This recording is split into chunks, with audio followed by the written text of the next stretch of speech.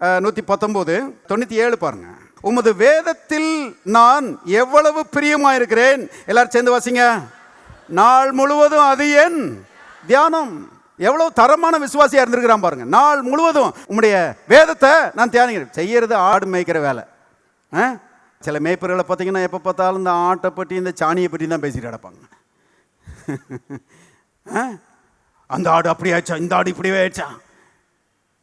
நிறைய ஆடுகளை மேய்க்கிறான், ஆனால் ஆட்டு மேலே மனசை என்ன செய்யலை, வைக்கல.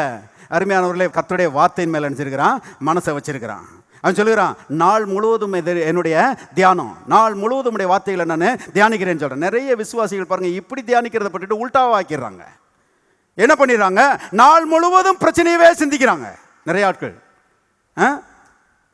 எப்போவாவது ஒரு 2 நிமிஷம் பைபிளை வாசிக்கிறது, எப்போவாவது ஒரு 5 நிமிஷம் பைபிளை வாசிக்கிறது. ஆனால் நாள் முழுவதும் நிறைய பேர் பார்த்தீங்கன்னா பிரச்சனையவே மனசில் வச்சு கவலைப்பட்டுக்கிட்டே இருக்கிறாங்க. கர்த்தர் சொல்றார், மார்த்தாளே மார்த்தாளே, நீ அநேக காரியங்களை குறித்து கவலைப்பட்டு கலங்குகிறாய், தேவையானது ஒன்றே. என்ன ஆண்டவரே தேவையானது? வார்த்தையை குறித்த ஒரு தியானம். மரியாள் இயேசுனுடைய பாதத்தினை உட்கார்ந்திருந்து அவருடைய வார்த்தைகளை கேட்டுக்கொண்டிருந்தாள். இயேசு அவளை பார்த்து சொன்னார், மரியாள் தன்னை விட்டு எடுபடாத நல்ல பங்கை தெரிந்து கொண்டாள்.